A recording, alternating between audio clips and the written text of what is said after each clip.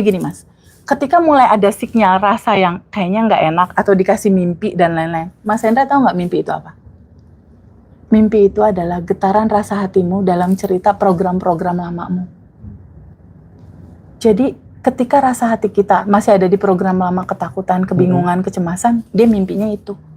Atau ada orang yang seneng banget ngeliat hantu.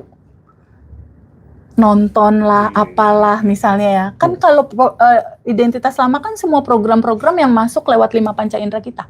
Apa yang kita lihat, apa yang kita dengar, apa yang kita rasakan, itu jadi data. Itu jadi diri lama kita. Jadi, akumulasi cerita kalau ada feeling gak enak, itu sebetulnya data lama kamu.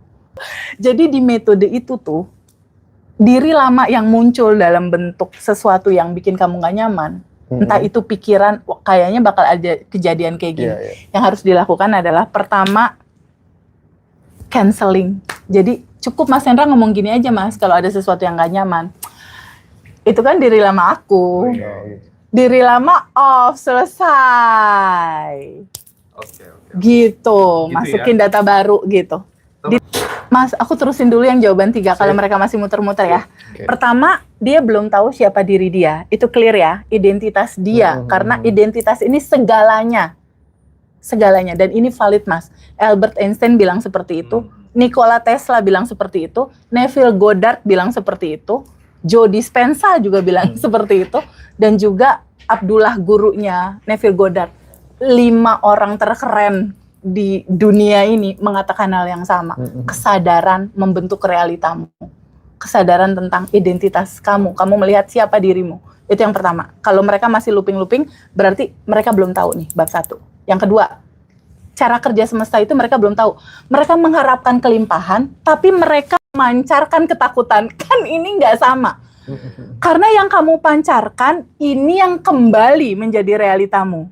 Nah, syukur adalah sebagai gambaran pertanda kita percaya dan terbuka untuk menerima kelimpahan. Yang tadi aku cerita di awal. Jadi mulai menulis ini artinya dia memulai menulis takdir yang akan terjadi besok. Jadi disarankan untuk menulis buku syukur tuh pagi hari minimal 3 aja. Misal Mas Rozi bilang, ya Allah, aku bersyukur hari ini aku bisa donasi ke anak yatim 10.000 misal. Lalu aku bersyukur istriku kemarin sakit sehat gitu. Atau aku bersyukur hari ini aku bisa memberikan peluang pekerjaan kepada teman yang nggak bekerja, aku kasih tahu ada lowongan pekerjaan. Sesuatu yang simple aja sebetulnya yang ditulis di sini. Kenapa harus ditulis?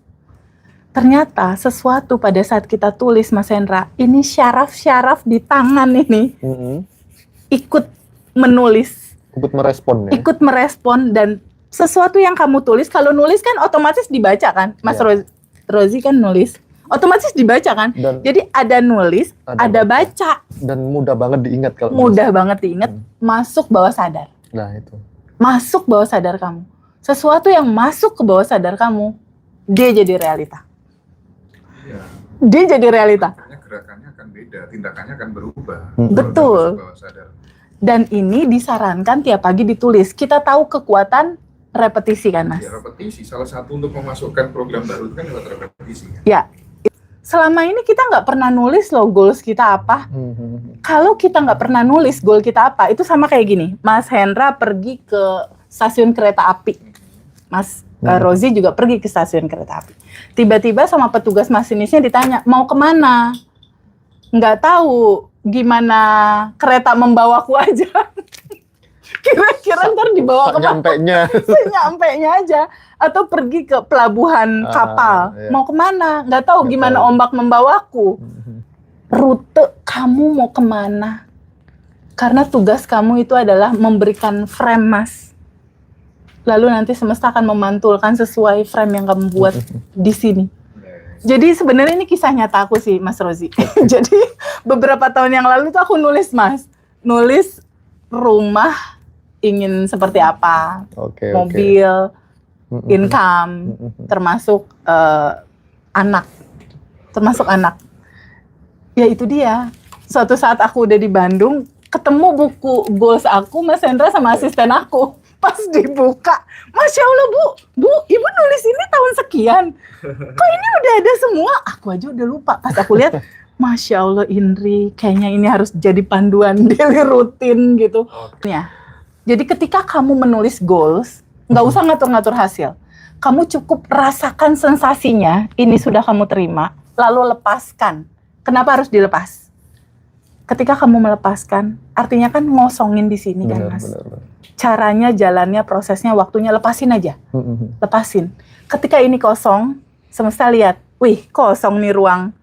Ketika ini kosong, akulah yang mengisinya.